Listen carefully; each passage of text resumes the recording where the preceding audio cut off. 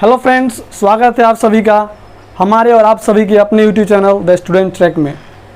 जैसा कि मैंने आप सभी के साथ कल CUET के सिलेबस को अच्छे से डिटेल में एनालिसिस किया। अगर आप लोग भी बाद में उस सिलेबस को अच्छे से देखे होंगे, गौर किए होंगे, तो आप लोग ये पाए होंगे कि जीके का वेटेज बहुत ही ज़्यादा है। 60 क्वेश्चन अटैम्प्ट करने होंगे जीके के, यानी जनरल टेस्ट जो होंगे वहाँ पर जीके का वेटेज बहुत ज़्यादा है। तो उस जीके में भी हिस्ट्री, ज्योग्राफी, पॉलिटी, इकोनॉमिक्स, यहाँ से प्रश्न आने की संभावनाएं ज़्यादा हैं। तो आज हम लोग द पॉलिटिकल साइंस यानी सिविक्स से शुरू करने जा रहे हैं जीके पोर्शन को, और बारी बारी से पॉलिटिकल साइंस के बाद हिस्ट्री, ज्योग्राफी, इकोनॉमिक्स हम लोग एक एक करके सभी विषयों के जीके के पोर्शन को कंप्लीट करेंगे। तो आज हम लोग पॉलिटिकल साइंस यानी कि सिविक्स के पोर्शन को शुरू करने जा रहे हैं। जैसा कि सबसे पहले हम लोग आज शुरू करेंगे, इंट्रोडक्शन से ही शुरू करेंगे। द इंडियन कॉन्स्टिट्यूशन के बारे में इंट्रोडक्शन दें। इंडियन कॉन्स्टिट्यूशन में कितने पार्ट्स है, यानी भाग, कितने शेड्यूल है, अनुसूची, कितने आर्टिकल्स, अनुच्छेद, इस सब के बारे में हम शॉर्ट में आप सभी को बताएंगे। तो शुरू करते हैं सबसे पहले संविधान से।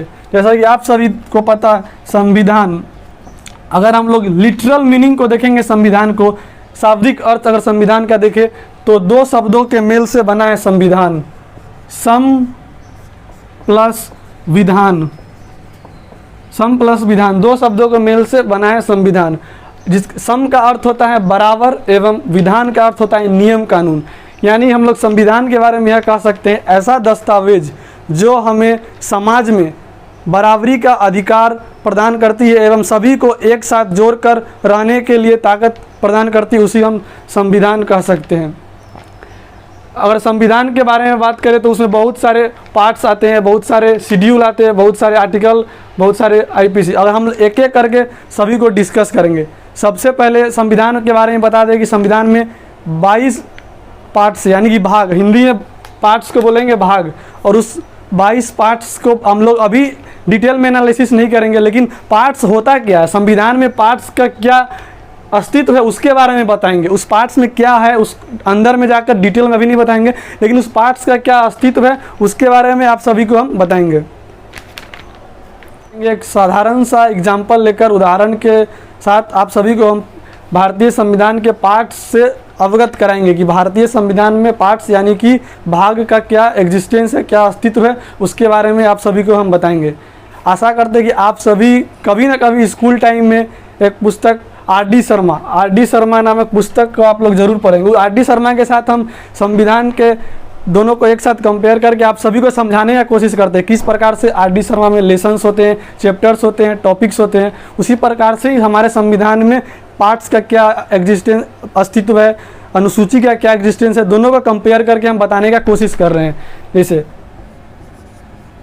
R.D. शर्मा अगर पुस्तक है एक, तो उसमें अगर अंदर में जाने के बाद इंडेक्स में आप लोग पाएंगे कि उसमें लेसन्स होते हैं। लेसन्स, पुस्तक के अंदर जाएंगे तो वहाँ पे लेसन्स होते हैं।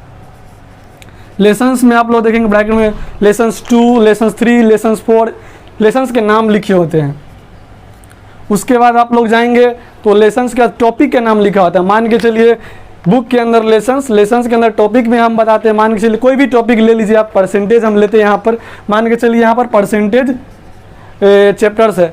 और उसके बाद अगर फिर आप बाद में जाएंगे तो देखेंगे पेज नंबर लिखा रहता है, किस पेज नंबर से किस पेज नंबर तक इस चैप्टर्स को एक्सप्लेन किया गया। हम मान के चलिए हम बताते हैं आप 20 से लेकर 25 नंबर पेज तक R.D. शर्मा बुक में परसेंटेज की चर्चा की हुई है। ठीक उसी प्रकार से R.D. शर्मा हम नहीं पढ़ाने वाले हैं, हम आप सभी को भारतीय संविधान के बारे में बताएंगे। तो आप देखिए R.D. शर्मा के जगह पे आप भारतीय संविधान को सोचिए। यहाँ पर है भारतीय संविधान यानी कि इंडियन कॉन्स्टिट्यूशन, ठीक है। फिर लेसन्स के जगह पे यहाँ पर आता है भाग या फिर पार्ट्स बोल सकते हैं, पार्ट्स। यहाँ पर लेसन के जगह पे पार्ट्स। जो इम्पोर्टेंस R.D. शर्मा में लेसन्स का है, ठीक उसी प्रकार से हमारे भारतीय संविधान में पार्ट्स का वही महत्व है।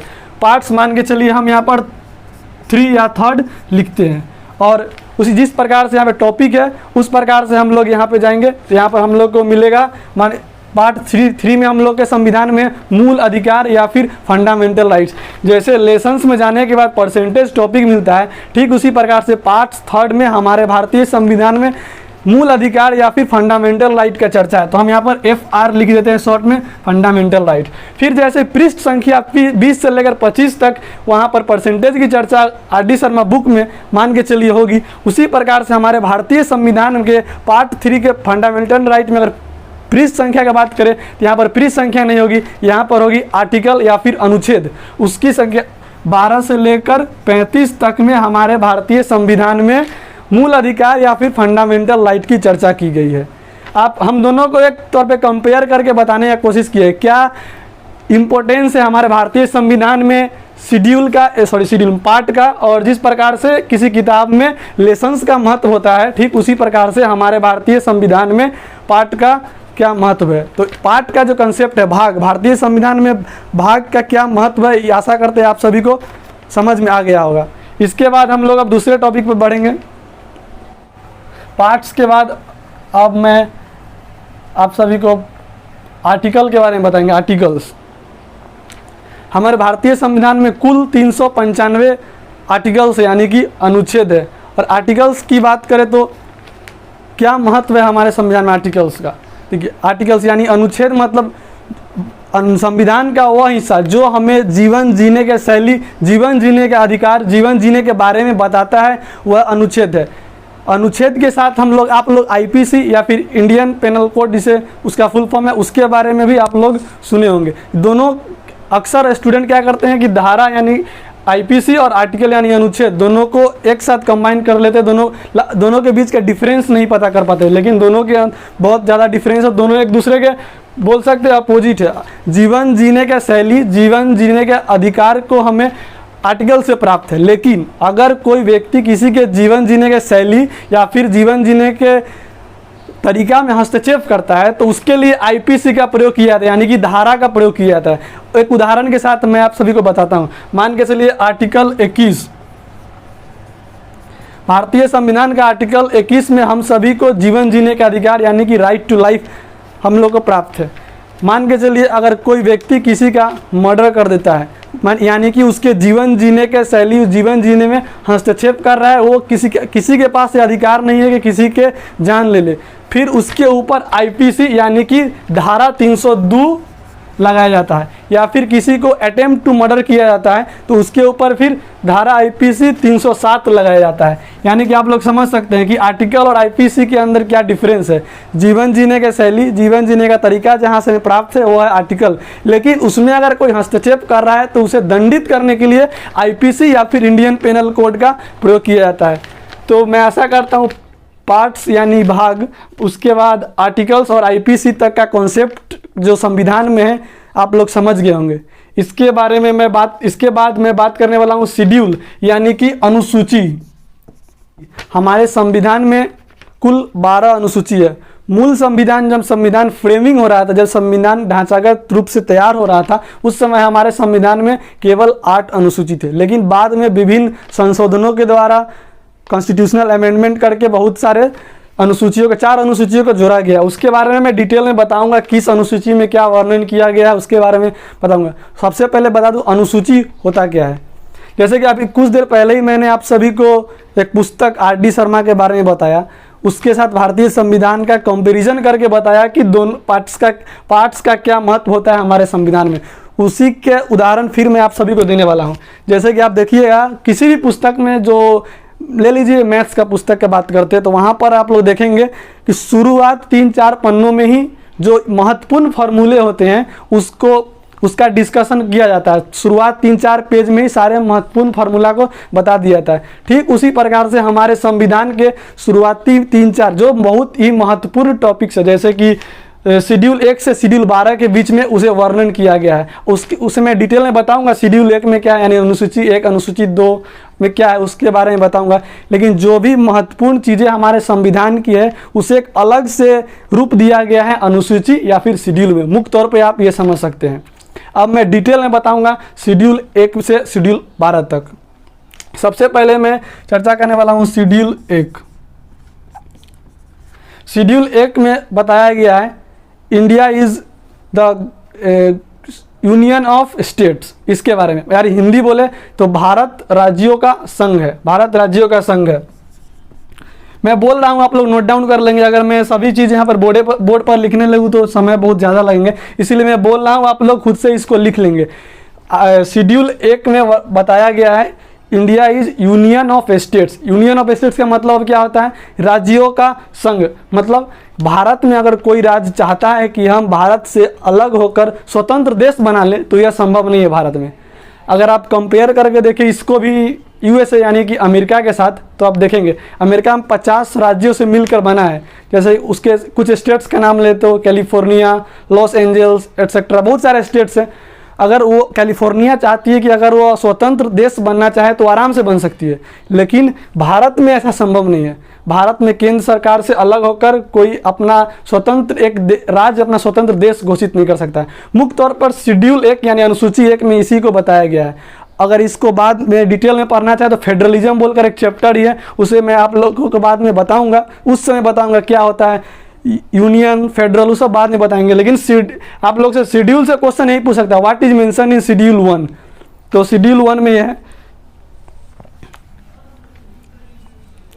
शेड्यूल 1 या अनुसूची 1 के बाद मैं बताने वाला हूँ शेड्यूल 2 या फिर अनुसूची 2।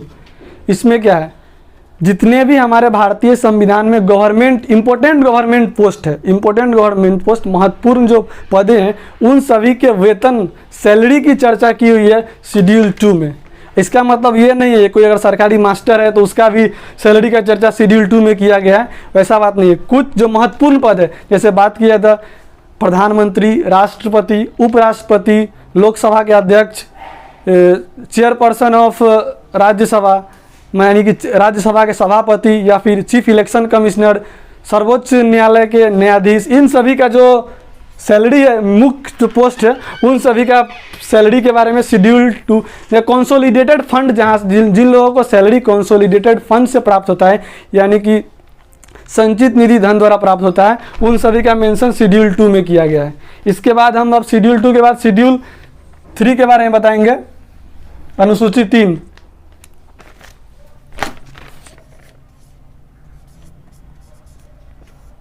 अनुसूची 3, 2 और 3 में सिर्फ इतना फर्क है कि 2 में जिस प्रकार से सैलरी के बारे में बात की गई है, 3 में उसी प्रकार से उसके ओथ यानी कि शपथ की बात की गई है। वही इंपॉर्टेंट पोस्ट, जो पोस्ट सब का मैंने नाम अभी कुछ देर पहले लिया, उन्हीं पोस्ट के शपथ के बारे में कि किस पोस्ट को कौन से लोग शपथ दिलाएंगे। जैसे कि chief justice of supreme court माने सर्वोच्च न्यायालय के मुख्य न्यायाधीश को कौन शपथ दिलाएंगे, राष्ट्रपति शपथ दिलाते हैं।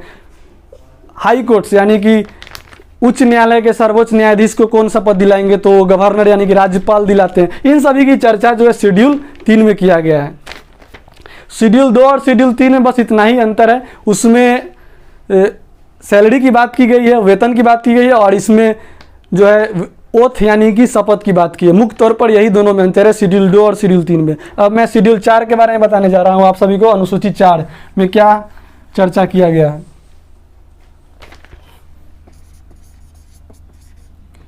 शेड्यूल 4 में बात करें तो किस राज्य से कितने सारे मेंबर्स को, कितने सारे सदस्य को राज्यसभा में भेजा जाएगा, उसकी चर्चा शेड्यूल 4 में की गई है। जैसे कि आप देख सकते हैं भारत में बहुत सारे ऐसे राज्य हैं जो बहुत बड़े हैं, जैसे उत्तर प्रदेश हो गई, राजस्थान जो इसका बहुत बड़ा एरिया है, बहुत सारे स्टेट्स ऐसे जो बहुत छोटे हैं, सिक्किम, असम बहुत छोटा स्टेट है। तब ऐसा तो नहीं हो सकता है कि उत्तर प्रदेश से भी उतना ही सदस्य जाए राज्यसभा में और सिक्किम से भी उतना ही सदस्य जाए राज्यसभा में। इसका चर्चा शेड्यूल 4 यानी कि अनुसूची 4 में किया गया है। किस राज्य से कितने सारे सदस्य राज्यसभा में जाएंगे, इनकी चर्चा शेड्यूल 4 यानी कि अनुसूची 4 में की गई है। मुख्य तौर पर यही बात है, आपसे प्रश्न यही पूछे जाएंगे कि राज्यसभा के सदस्यों की चर्चा किस अनुसूची में की गई है, और एमसीक्यू में 4 ऑप्शन दे दिए जाएंगे और आप आराम से शेड्यूल 4 मार सकते हैं। इसके बाद शेड्यूल 5 के बारे में बात करते हैं।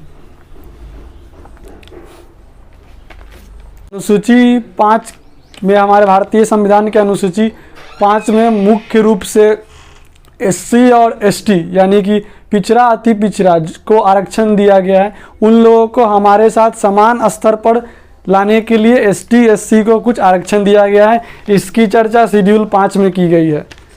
बहुत सारे ऐसे एसटी एससी के लोग जो आज भी उस रूप में डेवलप नहीं हो पाए हैं, उस रूप में उनका विकास नहीं हो पाया है, न ही उन्हें उस उचित शिक्षा मिल पाती है, नहीं उचित स्वास्थ्य नहीं मिल पाती है, इसके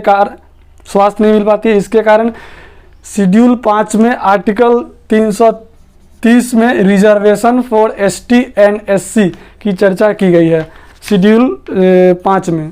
शेड्यूल 5 के बाद अब हम आप लोगों को बताएंगे शेड्यूल 6 में।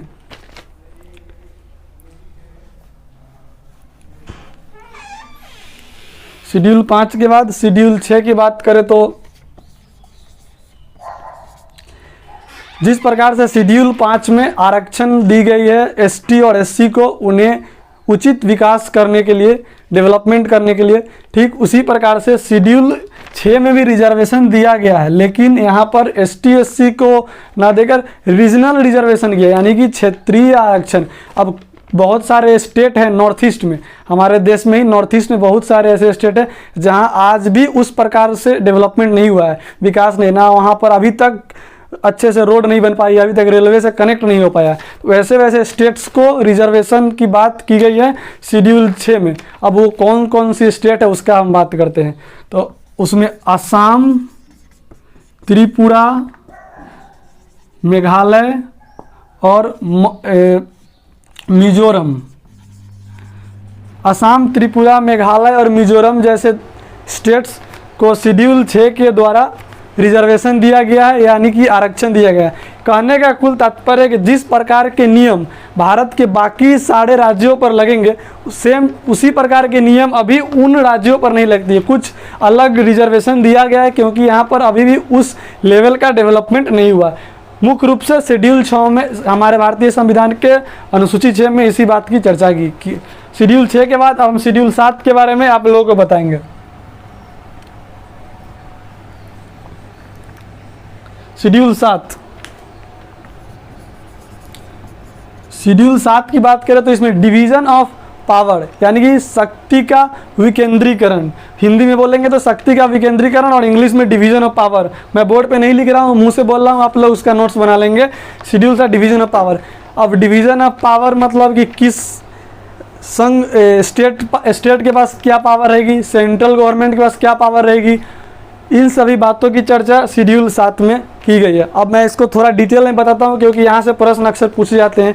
शेड्यूल 7 के द्वारा 3 प्रकार का लिस्ट हमारे संविधान में है। एक है स्टेट लिस्ट, एक है सेंट्रल लिस्ट और एक कंकरेंट लिस्ट। उसको हम यहाँ पर लिख देते हैं, स्टेट लिस्ट, सेंट्रल लिस्ट और कंकरेंट लिस्ट। Concurrent list. अब बात करते हैं स्टेट लिस्ट क्या है, सेंट्रल लिस्ट क्या है और कंकरेंट लिस्ट क्या है। तो पहले मैं सेंट्रल लिस्ट के बारे में आप लोग बताऊं। सेंट्रल लिस्ट में वैसे सब्जेक्ट्स को, वैसे चीज़ों को रखा गया है जिसमें सिर्फ और सिर्फ केंद्र सरकार यानी कि सेंट्रल गवर्नमेंट ही नियम या कानून बना सकती है। कुछ इसका एग्जाम्पल हम ले सकते हैं, जैसे रेलवे हो गई, डिफेंस।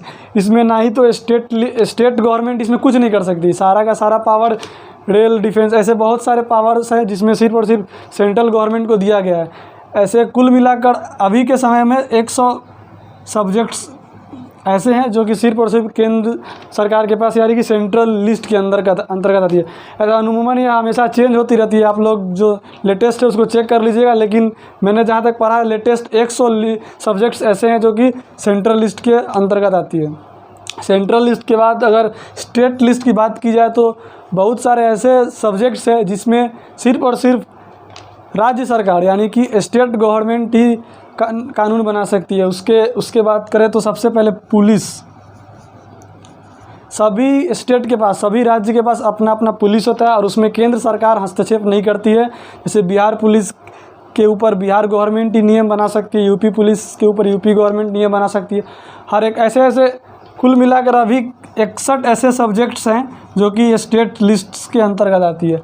बात हो गई सेंट्रल लिस्ट यानी कि संघ सूची, स्टेट लिस्ट यानी कि राज्य सूची। उसके बाद बात करें कंकरेंट लिस्ट, यानी कि कंकरेंट लिस्ट ऐसा लिस्ट जहां पर स्टेट गवर्नमेंट और सेंट्रल गवर्नमेंट दोनों अपना अपना कानून बना सकती है। लेकिन अगर स्टेट गवर्नमेंट सेंट्रल गवर्नमेंट के नियम से संतुष्ट नहीं है तो वहाँ पर स्टेट गवर्नमेंट फिर चाहकर भी कुछ नहीं कर सकती है, वहाँ पर सेंट्रल गवर्नमेंट के नियम को लागू किया जाता है। इसमें अगर देखा जाए तो मुख्य तौर पर हम बात करें तो एजुकेशन हो गया, या फिर बात करें परिवार नियोजन या फिर फैमिली प्लानिंग जैसे। कुल मिलाकर इसमें अभी 52 ऐसे सब्जेक्ट्स हैं जो कि कंकरेंट लिस्ट में है। इसमें सेंट्रल गवर्नमेंट स्टेट गवर्नमेंट दोनों बना सकते हैं, लेकिन सेंट्रल गवर्नमेंट के पास ज़्यादा पावर दिया गया। अगर एजुकेशन रिलेटेड कोई कानून स्टेट गवर्नमेंट भी बनाती है, सेंट्रल गवर्नमेंट भी बनाती है, लेकिन दोनों का नियम अलग है। लेकिन सेंट्रल गवर्नमेंट चाह रही कि उस स्टेट में सेंट्रल गवर्नमेंट द्वारा बनाया गया नियम ही चले, तो वहाँ पर फिर स्टेट गवर्नमेंट कुछ नहीं कर सकती, वहाँ पर स्टेट गवर्नमेंट मानने के लिए बाध्य है। ये तो बात हो गई स्टेट लिस्ट, सेंट्रल लिस्ट और कंकरेंट लिस्ट। इसके अलावा भी एक लिस्ट होता है जिसे हम लोग बोलते हैं रेसिड्यूअरी लिस्ट। इसको हम यहाँ पर लिखते हैं रेसिड्यूअरी लिस्ट, जिसे हिंदी में हम लोग बोलते हैं अवशिष्ट सूची। अवशिष्ट सूची। अब यह अवशिष्ट सूची क्या होती है? जब हमारा संविधान बन रहा था उस समय जो संविधान निर्माता थे वो इस बात को जानते थे कि हमारा संविधान अभी 1950-1949 के दौर में बन रहा है और लागू हुआ है, और 50 साल बाद बहुत सारे ऐसे इन्वेंशन या फिर आविष्कार हो सकते हैं जो कि अभी वो चीज़ें उपलब्ध नहीं है। उसके लिए भी भविष्य में कुछ ऐसा नियम कानून बना रहना चाहिए जिसको लेकर स्टेट गवर्नमेंट यानी कि राज्य सरकार या फिर केंद्र सरकार के बीच में कुछ समस्या नहीं हो पाए। इसके कारण इस अवशिष्ट सूची को लागू किया गया था हमारे संविधान में, जिसमें बहुत, अगर एग्जाम्पल के तौर पर देखें तो सबसे बड़ा एग्जाम्पल अभी इसका हो सकता है सोशल मीडिया। सोशल मीडिया पर जो अभी साइबर क्राइम होते हैं, इससे संबंधित जो भी कानून होगा इसमें ये रेसिड्यूअरी लिस्ट के अंतर्गत आता है। उस समय जिस समय हमारा संविधान बन रहा था उस समय ना सोशल मीडिया थी ना साइबर क्राइम था, लेकिन हमारे जो संविधान निर्माता थे उन्हें इस बात को अंदाज़ा था कि भविष्य में ऐसे कुछ नियम ज़रूरत पड़ सकते हैं, इसीलिए इस सूची को बना कर दिया गया। लेकिन इसमें भी केंद्र सरकार के पास ज़्यादा पावर होता है। इसमें ज़्यादा पावर यानी केंद्र सरकार के पास ही पावर होता है, इसमें स्टेट गवर्नमेंट कुछ नहीं कर सकती है। सेंट्रल गवर्नमेंट ही अपना नियम कानून इस सूची पर यानी कि रेसिड्यूअरी लिस्ट में बनाती है। ये बात हो गई शेड्यूल 7 की, यानी कि अनुसूची 7 का हम लोग विशेष रूप से समाप्त की। अब बात करेंगे हम लोग शेड्यूल 8 के बारे में, यानी कि अनुसूची 8। शेड्यूल 8 या फिर अनुसूची 8, इसके बारे में बात करें तो इसमें मुख्य तौर पर उन भाषाओं की चर्चा की गई है जो भाषा हमारे संविधान में है। 22 भाषाओं की चर्चा की गई है शेड्यूल 8 में, लेकिन मुख्य जिस समय हमारा संविधान बन रहा था उस समय 22 भाषाओं को स्थान नहीं दिया गया था संविधान में। विभिन्न समयों पर संविधान संशोधन द्वारा बहुत सारे भाषाओं को उसमें जोड़ा गया है, और वो 22 भाषाएँ क्षेत्रीय भाषाएँ हैं जो कि संविधान में है। अब मैं 22 भाषाओं को अगर बोर्ड पर लिखने लगूँ तो इसमें बहुत समय चला जाएगा, इसके कारण मैं उस भाषाओं का नाम बोल रहा हूँ, आप लोग इस अपने नोट्स में इसे लिख लेंगे। अगर मुख्य तौर पर जो भाषाएं इस शेड्यूल 8 या अनुसूची 8 में, वो हो गई कश्मीरी है, सिंधी है, पंजाबी, हिंदी, बंगाली है, आसामी है, उड़िया है, या फिर कन्नड़, तेलुगु, मलयालम, गुजराती, मराठी। उसके बाद बात की जाए तो नेपाली, कोंकणी, मणिपुरी, मैथिली, संथाली, बोडो, डोगरी आदि ऐसे 22 भाषाओं को हमारे संविधान के शेड्यूल 8 या फिर आप कह सकते हैं अनुसूची 8 में जगह दिया गया है। अब बात करते हैं शेड्यूल 8 के बाद शेड्यूल 9 यानी कि अनुसूची 9 के बारे में।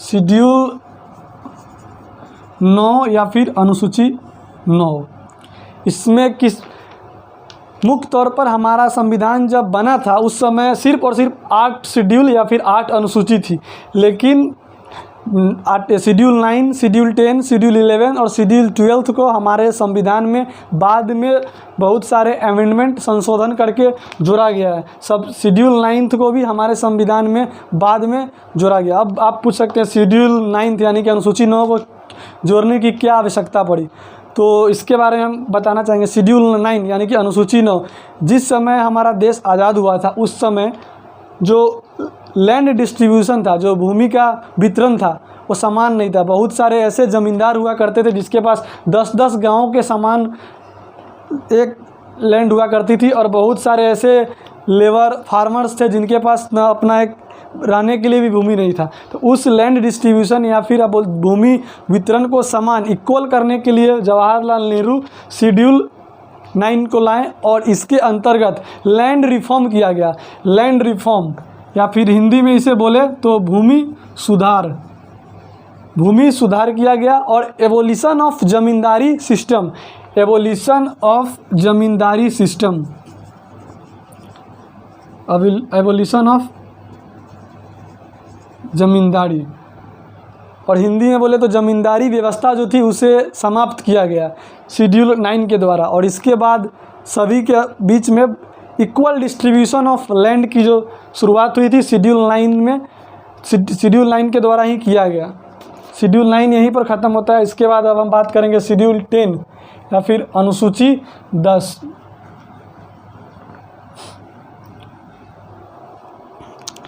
शेड्यूल 10 को भी हमारे संविधान में बाद में संशोधन करके जोड़ा गया है, और आप इसको 52वां 52nd कॉन्स्टिट्यूशनल अमेंडमेंट या फिर आप कह सकते हैं 52वां संविधान संशोधन द्वारा इसे 1985 में राजीव गांधी सरकार द्वारा जोड़ा गया था। 1985 में 52nd कॉन्स्टिट्यूशनल अमेंडमेंट द्वारा। अब मुख्य तौर पर इसमें किस बात की चर्चा है उसके बारे में बताएंगे।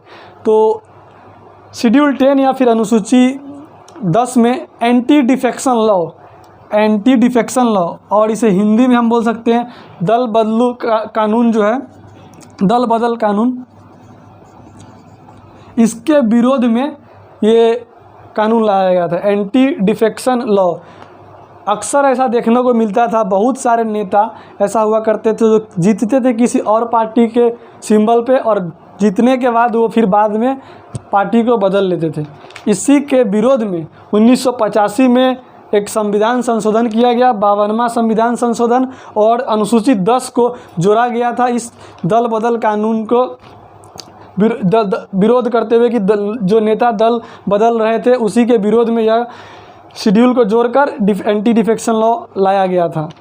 मुख्य तौर पर शेड्यूल 10 में इसी बात की चर्चा की गई है। अब शेड्यूल 11 यानी कि अनुसूची 11 और अनुसूची 12 दो मुख्य तौर पे बच गए हैं, उसके अब हम लोग एक एक करके डिस्कस करेंगे। शेड्यूल 11 या फिर अनुसूची 11, अनुसूची 11 में पंचायती राज व्यवस्था की बात की गई है, जो कि 73वें संविधान संशोधन द्वारा भारत में 1993 में जोड़ा गया था। 73rd कॉन्स्टिट्यूशनल अमेंडमेंट द्वारा 1993 में इसे जोड़ा गया, और उस समय हमारे देश के प्रधानमंत्री थे पी.वी. नरसिम्हा राव। पी.वी. नरसिम्हा राव। शेड्यूल 11 को 73rd कॉन्स्टिट्यूशनल अमेंडमेंट द्वारा 1993 में हमारे भारतीय संविधान में जोड़ा गया। उस समय प्रधानमंत्री थे पी.वी. नरसिम्हा राव। अब पूछेंगे इस शेड्यूल 11 या फिर सूची 11 में, अनुसूची 11 में किस बात की चर्चा की है, तो पंचायती राज व्यवस्था की बात की गई है। जो आज आप देखते होंगे ग्रामीण लेवल पर जो सरकार है उस सभी की चर्चा की गई है शेड्यूल 11 में। जैसे कि बिहार में मुखिया, उसके बाद पंचायत समिति, जिला परिषद होते हैं। यूपी की बात करें तो प्रधान पंचायत समिति, जो भी जिला परिषद, जो लोकल लेवल गवर्नमेंट होती है उसकी चर्चा की गई है शेड्यूल 11 में। और लोकल लेवल में भी दो प्रकार के लोकल लेवल होती है, एक होती है सिटीज़ टाउन्स में, और एक होती है विलेज यानी कि गांव में। तो जो शेड्यूल 11 है उसमें जो गांव में जो लोकल गवर्नमेंट है उसकी चर्चा की गई है शेड्यूल 11 में। इसके बाद शेड्यूल 11 के बाद जो अंतिम अनुसूची है वो है शेड्यूल 12, और शेड्यूल 12 में किस बात की चर्चा है उसको अब हम आप डिटेल में बताएंगे आप लोगों को।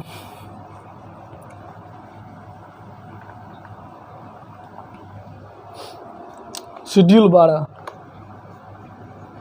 जिस प्रकार से शेड्यूल 11 में पंचायती राज व्यवस्था की चर्चा है, उसी प्रकार से शेड्यूल 12 में म्यूनिसिपैलिटी और म्यूनिसिपल कॉरपोरेशन की चर्चा है। इसका मतलब होता है local government at cities and towns. जिस प्रकार से पंचायती राज ग्रामीण एरिया में लोकल गवर्नमेंट यानी की भूमिका निभाती है, उसी प्रकार से म्यूनिसिपल कॉरपोरेशन और म्यूनिसिपैलिटी में भी अपना लोकल गवर्नमेंट होता है। जैसे वहाँ पर पद की बात करें तो वार्ड, मेयर, इस जैसे शेड्यूल 12 में इस सभी की चर्चा की गई है, म्यूनिसिपैलिटी और म्यूनिसिपल कॉरपोरेशन की। यहीं पे ख़त्म होता है शेड्यूल यानी कि अनुसूची 1 से अनुसूची 12 तक की चर्चा हम लोग एक एक करके डिटेल में किए। सब एक बार अभी मैं आप लोगों को रिवाइज करा दूँ। सबसे पहले हम लोगों ने कॉन्स्टिट्यूशन के डेफिनेशन को जाना, उसके बाद पार्ट्स के बारे में चर्चा की, व्हाट इज़ द रोल और कह सकते हैं महत्व क्या है हमारे संविधान में भाग का, या फिर उसके बाद अनुच्छेद, आईपीसी, शेड्यूल या फिर अनुसूची। अनुसूची को तो मैंने पूरा 1 से 12 तक डिटेल में एक्सप्लेन किया। यहाँ पर जाकर इंट्रोडक्शन वाला जो चैप्टर था वो ख़त्म हुआ। इसके बाद मैं फिर पॉलिटिकल साइंस का जो नेक्स्ट चैप्टर है उसको मैं कराऊंगा डिटेल में। ऐसे ही करके बाकी सभी सब्जेक्ट्स के टीचर भी आप सभी को वीडियो प्रोवाइड करेंगे। जैसे हिंदी के टीचर हो गए आएंगे, मैथ्स के टीचर, वो सब भी आकर आप सभी को अपना अपना अब कुछ देर में इंट्रोडक्शन देंगे और बताएंगे कि वो क्या सब्जेक्ट आप लोगों को पढ़ाएंगे, कब से क्लास लेंगे।